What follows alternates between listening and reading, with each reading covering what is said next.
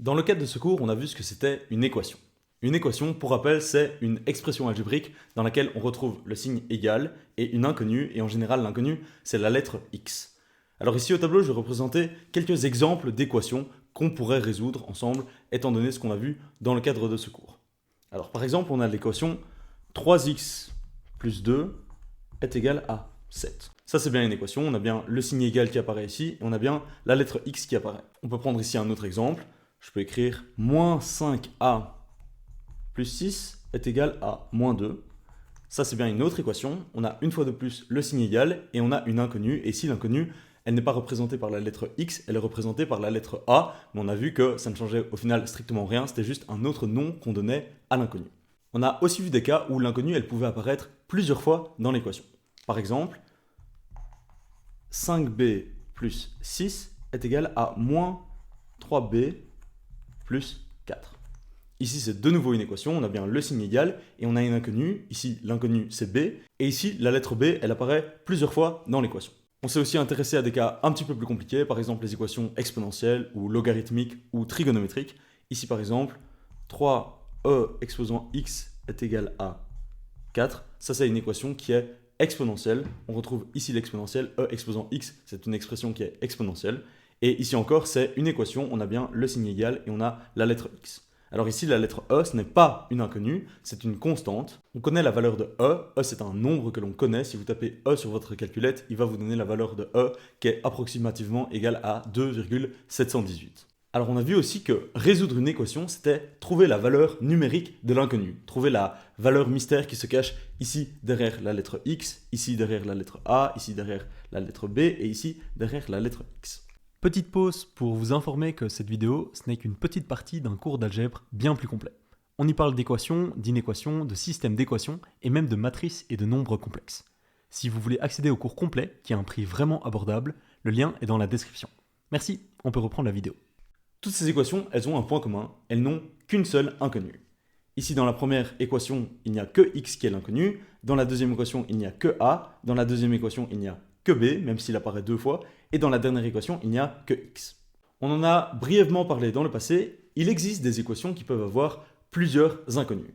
Et c'est à ce type d'équations, ces équations à plusieurs inconnues, qu'on va s'intéresser dans cette vidéo. Ici au tableau, j'ai représenté une équation qui a deux inconnues. Alors on est bien face à une équation parce qu'il y a bien le signe égal et il y a deux inconnues ici, l'inconnu x et l'inconnu y. Ici, j'ai choisi comme lettre pour représenter les inconnus x plus y, mais j'aurais très bien pu écrire a plus b pour représenter les inconnus, ça ne change strictement rien. Résoudre une équation à plusieurs inconnus, comme pour les équations à une seule inconnue, ça consiste à trouver les valeurs des inconnus de telle sorte que l'égalité soit respectée. Alors ici, on peut par exemple dire que x est égal à 1 et y est égal à 1, c'est une solution de l'équation. Parce que 1 plus 1, ça fait bien 2. Mais on ne peut pas s'arrêter là, ce n'est pas la seule solution à l'équation. Si par exemple x est égal à 0 et y est égal à 2, l'égalité elle est aussi respectée. Et ça c'est une autre solution de cette équation à deux inconnus. Et en fait des solutions, il en existe une infinité. On peut aussi dire que x est égal à 2 et y est égal à 0, x est égal à moins 1 et y est égal à 3, etc. etc., etc. Si l'on n'a qu'une seule relation avec plusieurs inconnus, il existe une infinité de solutions à l'équation. Alors ici, je vais ajouter une deuxième relation entre x et y au tableau. Disons que x moins y, c'est égal à 0. Alors ici, du coup, j'ai une deuxième équation à deux inconnus. Et cette deuxième équation à deux inconnus, elle possède aussi une infinité de solutions. Par contre, si je considère ces deux relations comme un tout, il n'existe en réalité qu'une seule solution à ce système. Il n'existe qu'une solution qui respecte les deux égalités simultanément. Et ici, en l'occurrence, cette solution, c'est x est égal à 1 et y est égal à 1. Si x est égal à 1 et y est égal à 1, x plus y, ça fait bien 2, et x moins y, 1 moins 1, ça fait bien 0. Il n'existe pas d'autre solution à cet ensemble d'équations. Et cet ensemble d'équations, c'est ce qu'on appelle un système d'équations. Dans cette section, on va s'intéresser à la résolution de systèmes d'équations. Résoudre un système d'équations, c'est trouver les valeurs des inconnus de toutes les équations du système de telle sorte que toutes les égalités soient respectées. Ici, au tableau, ce qui est représenté, c'est un système de deux équations à deux inconnus. Mais il existe plein d'autres types de systèmes.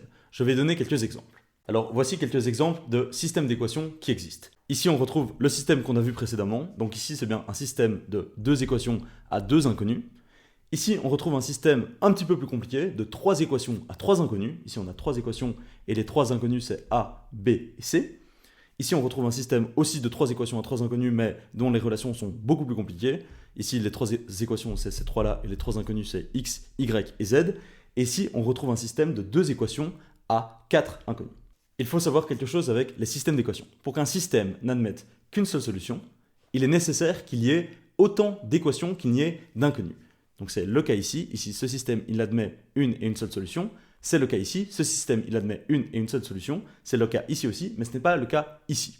Ici, ce système, il a plus d'inconnus qu'il n'y a d'équations. Et ça signifie qu'il y a en fait une infinité de solutions à ce système-là. Dernière petite précision avant de passer à la vidéo suivante. Il existe 2 types de systèmes. Il y a les systèmes d'équations linéaires et puis il y a les autres systèmes, les systèmes d'équations non linéaires. Ici, ce système et ce système, ce sont des systèmes qu'on appelle linéaires. Ce sont en fait des systèmes dans lesquels chacune des inconnues sont multipliées par une constante et ces blocs, ils sont séparés par des plus ou des moins. Ça, c'est ce qu'on appelle des systèmes d'équations linéaires. Les systèmes qui ne respectent pas ces conditions, par exemple ce système-là, où les expressions sont beaucoup plus complexes, ce sont des systèmes dont on ne va pas s'intéresser dans le cadre de ce cours. Ici, on se focalisera donc sur la résolution des systèmes d'équations linéaires. Voilà, c'est tout pour cette vidéo d'introduction. Vous savez maintenant ce qu'est un système d'équations. On se retrouve dans la prochaine vidéo pour savoir comment les résoudre.